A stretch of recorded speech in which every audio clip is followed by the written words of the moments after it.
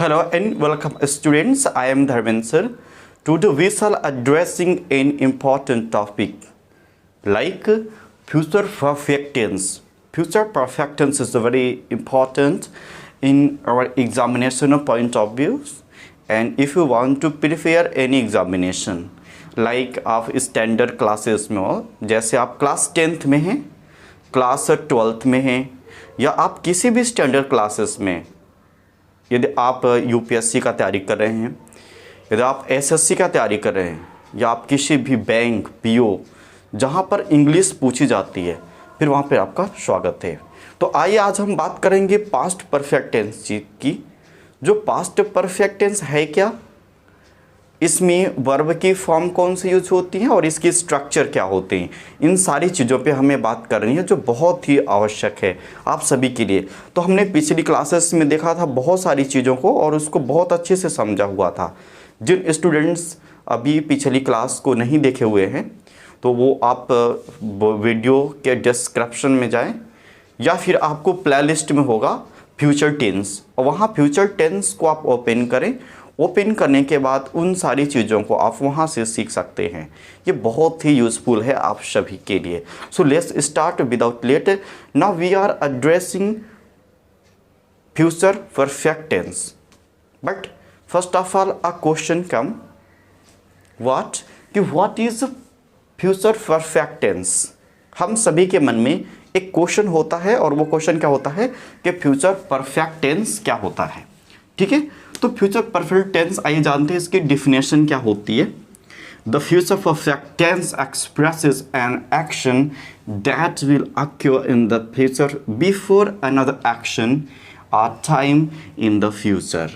Okay, future perfect tense क्या express करता है, किसी भी एक्शन को, एन एक्शन जो that will occur in the future, जो फ्यूचर में हो, घटित हो रहा हो, जो चीज़ें फ्यूचर में होने वाली हों। ठीक है, जो चीज़ फ्यूचर में होने वाला। एक्चुअली हम फ्यूचर टेंस पढ़ रहे हैं, तो जो हमारी जो सारे एक्शन होंगे उसका जो एक्सप्रेशन होगा वो किस में होगा, फ्यूचर में होगा। तो let's understand that the future perfect tense express an action that will occur in the future before another action or time in the future. Okay, ये हमारी डिफिनेशन हुई कि कोई भी काम जो हमारा फ्यूचर में घटित हो रहा हो, ठीक है, वो हमें फ्यूचर एक्शन को बता रहा हो, वो अगर हो रहा हो वो वहाँ पे, ठीक है, बिफोर अनदर एक्शन, किसी काम के पहले, ठीक है, कोई एक दूसरे काम से पहले वो वहाँ पे इंडिकेट हो रहा हो, वो या फिर हमें वो टाइम फ्यूचर में वो बता रहा हो, इस प्रकार से। ठीक, आइए हम इसको हिंदी में समझते हैं क्या होता है। ठीक है, तो सबसे बड़ी चीज़ अभी यहाँ पे जो इंग्लिश वर्ड बहुत नहीं यूज़ किए जा रहे हैं, इसका मेन रीज़न क्या है, जो स्टूडेंट्स हिंदी मीडियम में हैं और जो तैयारी कर रहे हैं एग्जामिनेशन की, तो आई थिंक दैट जो इंग्लिश मीडियम वाला स्टूडेंट है, इंग्लिश मीडियम वाले जो हमारे सभी स्टूडेंट्स हैं, उनको हिंदी समझ में आती है, लेकिन वहाँ पे हमें हिंदी मीडियम वालों को इंग्लिश में कन्वर्ट करना है, तो सबसे पहले उसको हमें बेसिक चीज़ों को बताना पड़ेगा। उसमें अभी हम इंग्लिश यूज़ करेंगे तो कहीं ना कहीं उसको स्टार्ट में डिफ़िकल्ट होगा। जैसे मैं आपको पार्ट ऑफ स्पीच की क्लासेस में ले जाएंगे, वहाँ पर आपको आपकी टेंस से स्टैंडर्ड आपकी बेहतर हो जाएगी, और आई होप वहाँ से आप चीज़ों को बहुत आसानी से सीख सकते हैं। ओके, तो अभी आप हिंदी में ही कुछ चीज़ों को समझेंगे। तो एक यहाँ पे क्वेश्चन आ रहा है कि हिंदी में उसकी पहचान क्या होगी, कि यही future tense, future perfect tense है। ओके, तो हम यहाँ पे समझेंगे कि we get at the end of Hindi translation, we get at the end of Hindi translation, चुका होगा, चुकी होगी, चुके होंगे। ठीक है, इस चीज़ को आप याद रखोगे। एक्चुअली आप इंग्लिश में ही कोशिश करें कि जब आप वर्ब की थर्ड फॉर्म पा रहे हो, यदि आपके पास विल या शैल प्लस हैव लगा हो, तो आप उससे पहचानने की कोशिश करें। एक्चुअली जब आप हिंदी में पा रहे हो, क्या, एक बार फिर से सुने, we get at the end of Hindi translation, चुका होगा, चुकी होगी और चुके होंगे। इस प्रकार से जब हम सेंटेंस को पाते हैं, वहाँ पे हम ये समझते हैं कि वो फ्यूचर परफेक्ट टेंस है। ओके, तो चलिए अब इसमें एक क्वेश्चन आती है कि वर्ब हम कौन सी यूज़ करते हैं।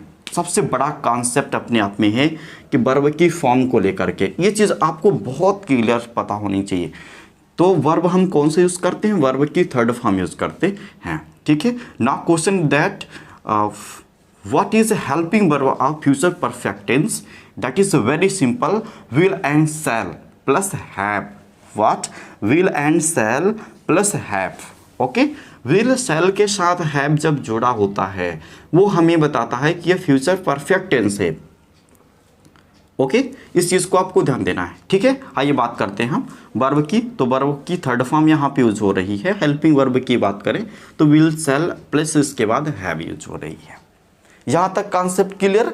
अब चलिए बात करते हैं कि स्ट्रक्चर क्या होगा। स्ट्रक्चर बहुत यूजफुल है। तो सबसे पहले यहाँ पे हम सब्जेक्ट को रखेंगे, सब्जेक्ट के अकॉर्डिंग हम विल और शैल का प्रयोग करेंगे। याद रखें, सब्जेक्ट के अकॉर्डिंग हम विल और शैल का प्रयोग करते हैं। तो when we get singular subject then we will have to use will, and plural subject भी हो उसके साथ भी हम विल यूज़ करते हैं, केवल आई या वी के अलावा शैल। एक्चुअली आप मॉडर्न इंग्लिश आ गई है तो आप विल यूज़ कर सकते हैं, नो दिक्कत, नो प्रॉब्लम। तो यहाँ पे सब्जेक्ट की बात आ रही है, सब्जेक्ट के अकॉर्डिंग हम विल और शैल, इसके बाद हैव लगाएंगे हर हाल में।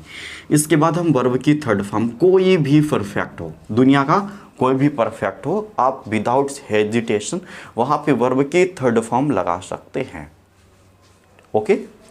तो इस चीज़ को आपको ध्यान देना होगा। इसके बाद अदर वर्ड हो गया। वही चीज़ हम निगेटिव सेंटेंस में बात करें।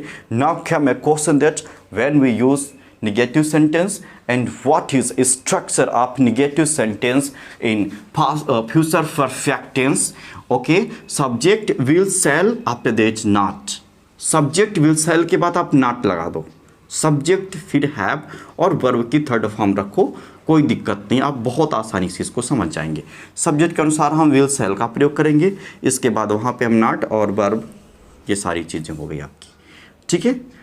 इसके बाद इंट्रोगेटिव में बात करें तो इंट्रोगेटिव में आप शैल और विल को पहले रखेंगे। याद रखें, फ्यूचर है तो शैल विल को आपको पहले रखना पड़ेगा। इसके बाद सब्जेक्ट फिर हैव फिर वर्ब की थर्ड फॉर्म, ये चीज़ आपको याद रखना होगा, सब्जेक्ट है वर्ब की थर्ड फॉर्म, ठीक है। इसके बाद अदर वर्ड और हर हाल में हम इंट्रोगेशन मार्क यहाँ पे लगाएंगे। उसी तरह इंट्रोगेटिव और नेगेटिव सेंटेंस की बात करें तो इंट्रोगेटिव नेगेटिव सेंटेंस में आपको क्या करना है, शैंट और यू वांट, ठीक है। शैल नॉट को हम क्या बोलते हैं, shan't. What is sound, shan't and won't, shan't won't आप रखेंगे। इसके बाद सब्जेक्ट है प्लस वर्ब की थर्ड फॉर्म, ऑब्जेक्ट और अदर वर्ड। इसके बाद आपको interrogation mark you will have to use, okay. Now coming question that WS word में हम कैसे यूज करेंगे।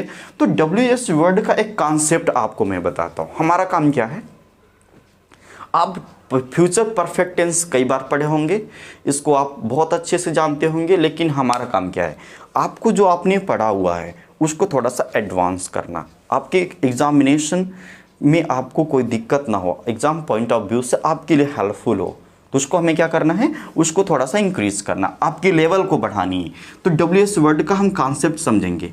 तो WS वर्ड होता क्या है, जब व्हाट वाई वेन इस तरह से WS से वर्ड जो होते हैं, ठीक है, जैसे what why when where, it is called WS word, okay.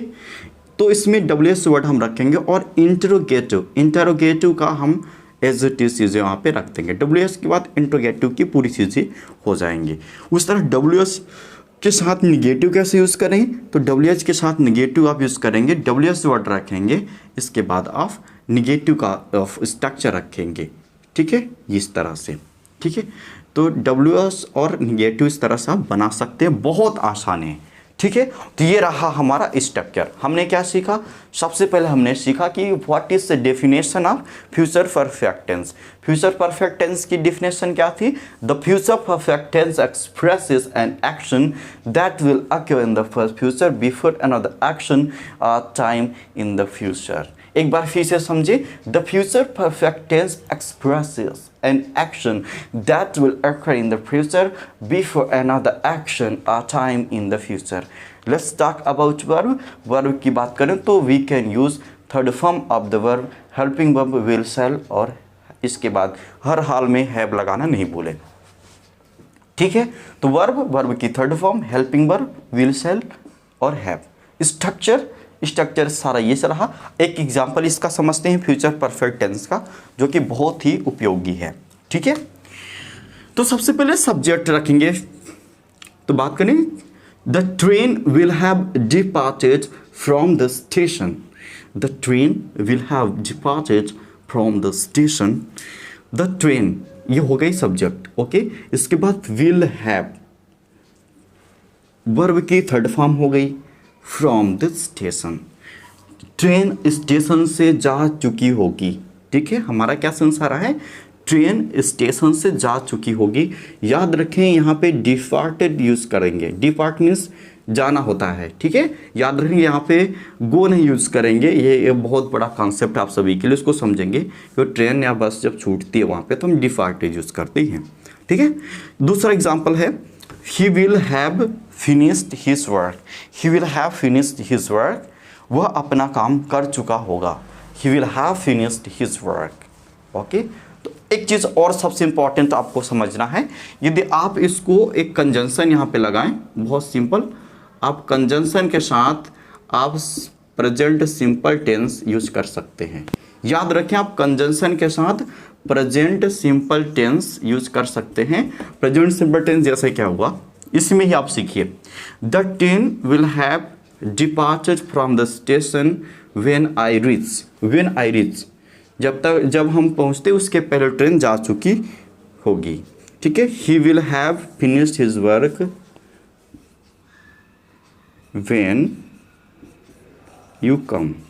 ठीक है, इसमें आप सेंटेंस को ऐड करते जाएंगे, बहुत ही सिंपल, इसमें कुछ नहीं। प्रेजेंट सिंपल टेंस में आप कंजंक्शन लगा करके यूज कर सकते हैं। That is a very simple for you. Okay, तो आप इसको स्क्रीनशॉट लें और इसके साथ समझते चलें। और आपके लिए बहुत ही इंपॉर्टेंट है, जो बच्चे इंग्लिश बोलना चाह रहे हैं, सीखना चाह रहे हैं, आपके अंदर, आपको अलग से अब कोई नहीं सिखाने आने वाला। ठीक है, आपको एक किसी भी एक तरीकों को अपनाना है, उस आपको कॉन्सेप्ट को समझना है कि इंग्लिश आपसे चाहती क्या है, then you will have to perform.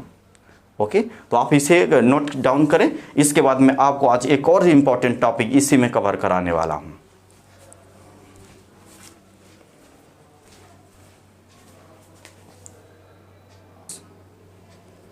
Dear students, let's talk about an important topic, future perfect continuous tense. Now come a question that future perfect continuous tense is very simple. अब आपके लिए बहुत ही आसान मैं करने जा रहा हूँ फ्यूचर परफेक्ट कॉन्टिन्यूअस टेंस। तो सबसे पहले चीज़ यहाँ पे फ्यूचर परफेक्ट कंटिन्यूअस में याद रखें, मॉडर्न इंग्लिश ग्रामर में फ्यूचर परफेक्ट कंटिन्यूअस का प्रयोग नहीं किया जाता है। आपको याद रखना होगा कि मॉडर्न इंग्लिश ग्रामर में फ्यूचर कंटिन्यूअस का प्रयोग, फ्यूचर परफेक्ट कंटिन्यूअस का प्रयोग नहीं किया जाता है। इसके जगह पर हम फ्यूचर कंटिन्यूअस टेंस का प्रयोग करते हैं। Okay, it is very important for you. आपको क्या समझना है, मैं आपको क्या बता रहा हूँ उस चीज़ पे आप ध्यान दो। मैं क्या कहा आपसे कि फ्यूचर कंटिन्यूअस टेंस का प्रयोग अब किया जाता है फ्यूचर परफेक्ट कंटिन्यूअस टेंस की जगह पर। इस टेंस की जगह पर फ्यूचर कंटिन्यूअस, जो आपने पिछले वीडियो क्लासेस में पढ़ चुका है।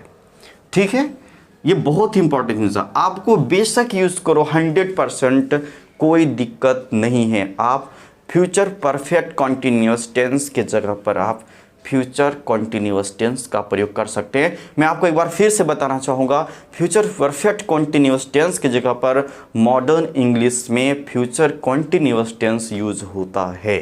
ठीक है, दूसरी चीज़, इसमें सिंस का प्रयोग नहीं किया जाता है। याद रखें, फ्यूचर परफेक्ट कॉन्टिन्यूअस टेंस में सिंस का प्रयोग नहीं किया जाता है। ये चीज़ मैं आपको बता दूं। यदि आपको ये चीज़ समझ में नहीं आती है, आप कमेंट बॉक्स में बताएं, आपके लिए मैं अलग से क्लासेस लेके आऊँगा future perfect continuous tense. Actually आपको वहाँ से बहुत सारी चीज़ें सिखा दूँगा, लेकिन अभी आप इतना जानें कि future perfect continuous tense modern English grammar में या मॉडर्न इंग्लिश में फ्यूचर कॉन्टिन्यूअस यूज़ होता है।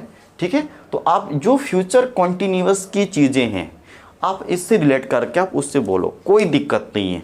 तो आज से स्टूडेंट्स, हमारा ये टेंस की जो क्लासेस हैं वो ख़त्म होते हैं और आज के बाद से हम स्टार्ट करेंगे एक नया टॉपिक, जो आप इस चैनल को आप सब्सक्राइब करें यदि आपके लिए उपयोगी है तो, नहीं तो सब्सक्राइब करने की कोई ज़रूरत नहीं, आप लाइक भी नहीं करें। यदि आपके लिए लगता है that is very important for us and we can learn very useful thing with the help of this channel, then you can subscribe. Okay, so thank you very much.